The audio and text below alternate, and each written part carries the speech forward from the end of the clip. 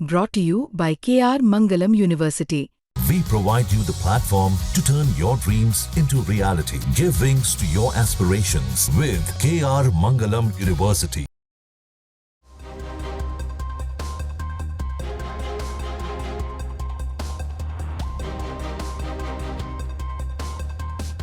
नमस्कार, दिल्ली तक देख रहे हैं आप। मैं हूं आपके साथ वैशाली महेश्वरी। आम आदमी पार्टी के राज्यसभा सांसद और युवा नेता राघव चड्ढा को एशिया की प्रतिष्ठित एशियन लीडरशिप कॉन्फ्रेंस में शामिल होने का न्योता मिला है। ये अवसर न केवल राघव चड्ढा की व्यक्तिगत उपलब्धि है, बल्कि पूरे भारत के लिए गर्व का विषय है। ALC मंच पर भागीदारी ये दर्शाती है कि भारतीय युवा नेता अब वैश्विक मंचों पर अपनी उपस्थिति दर्ज करा रहे हैं और विश्व भर के विचारशील नेताओं के साथ संवाद कर रहे हैं। राघव चड्ढा का वहां चीफ स्पोक्सपर्सन के रूप में शामिल होना ये संकेत देता है कि भारत की लोकतांत्रिक आवाज अब वैश्विक विमर्श का हिस्सा बन रही है। ये कॉन्फ्रेंस दावोस नाम के मशहूर साउथ कोरिया के सियोल में 21 और 22 मई 2025 को आयोजित की जाएगी। इस कॉन्फ्रेंस में राघव चड्ढा को मुख्य वक्ता के तौर पर निमंत्रण दिया गया है, जहां वे अपनी शानदार नीतिगत समझ, युवा जोश और गवर्नेंस में इनोवेशन के साथ साथ भारत की ताकत और विजन को पूरी दुनिया के सामने रखेंगे। इस कॉन्फ्रेंस में दुनिया के तमाम बड़े लीडर्स शिरकत करते हैं, जो एशिया की सबसे बड़ी चुनौतियों और उनके समाधानों पर बात करते हैं। चौसुन मीडिया और सेंटर फॉर एशिया लीडरशिप के सहयोग से आयोजित एशिया के सबसे बड़े मंच प्रतिष्ठित एशियन लीडरशिप कॉन्फ्रेंस में राजनीतिक, बिजनेस, शिक्षा और समाज से जुड़े 320 से ज्यादा ग्लोबल लीडर्स और 2500 से ज्यादा लोग इकट्ठा होंगे। इससे पहले पूर्व अमेरिकी राष्ट्रपति बराक ओबामा और जॉर्ज डब्ल्यू बुश, यूक्रेन के राष्ट्रपति वोलोदिमिर जेलेंस्की, ब्रिटेन के पूर्व प्रधानमंत्री बोरिस जॉनसन और डेविड कैमरन, नेटफ्लिक्स के CEO रीड हॉस्टिंग और ब्लैकस्टोन के CEO स्टेफन ए जैसे लोग भी इस कॉन्फ्रेंस को संबोधित कर चुके हैं।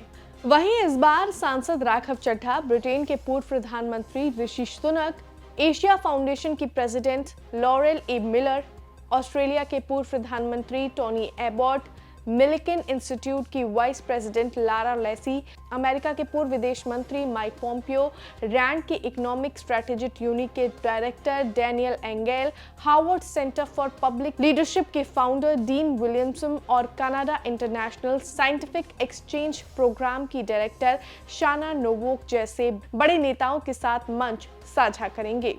एशियन लीडरशिप कॉन्फ्रेंस का थीम सब्जेक्ट राष्ट्रों का उदय, बड़ी तरक्की की राह रखा गया है, जो दक्षिण कोरिया की आज़ादी की 80वीं सालगिरह और कोरियाई युद्ध की 75वीं सालगिरह के मौके पर आयोजित की जा रही है। इस बार इस इवेंट में हेल्थ, क्लाइमेट और जियोपॉलिटिकल कॉन्फ्लिक्ट जैसे मुद्दों पर बात होगी, जिससे इनसे निपटने के तरीके खोजे जा सके।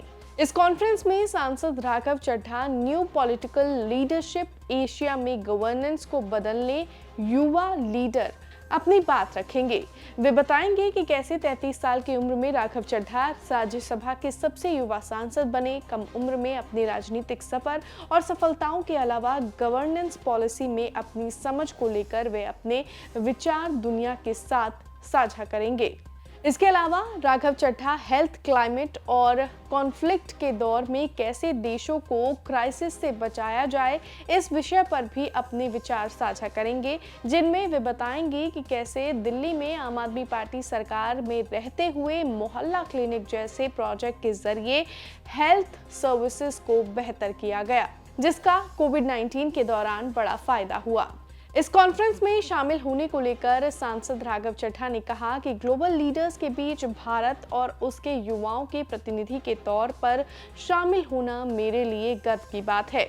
एशिया आज बदलाव के मुहाने पे खड़ा है और इस ऐतिहासिक मंच से भारत की सोच और अनुभव साझा करना मेरे लिए एक सम्मान की बात है। अपने पोस्ट में उन्होंने आगे लिखा, ऋषि सुनक, माइक पोम्पियो और लारा लेसी जैसे बड़े लीडर्स के साथ मंच साझा करना मेरे लिए बड़े सम्मान और जिम्मेदारी की बात है। ये भारत की कहानी इनोवेशन, यंग लीडरशिप, डेमोक्रेसी और ग्लोबल कॉरपोरेशन का एशिया के प्रतिष्ठित मंच पर दिखाने का शानदार मौका है। खास बात यह है कि सांसद राघव चड्ढा को हाल ही में ग्लोबल इकोनॉमिक फोरम ने यंग ग्लोबल लीडर चुना था। ये सम्मान विश्व के उन 40 वर्ष से कम उम्र के नेताओं को दिया जाता है जो बेहतर भविष्य के निर्माण में सक्रिय भूमिका निभा रहे हैं। सांसद राघव चड्ढा अपनी पॉलिसी, नॉलेज, यंग लीडरशिप और गवर्नेंस में इनोवेशन के लिए जाने जाते हैं।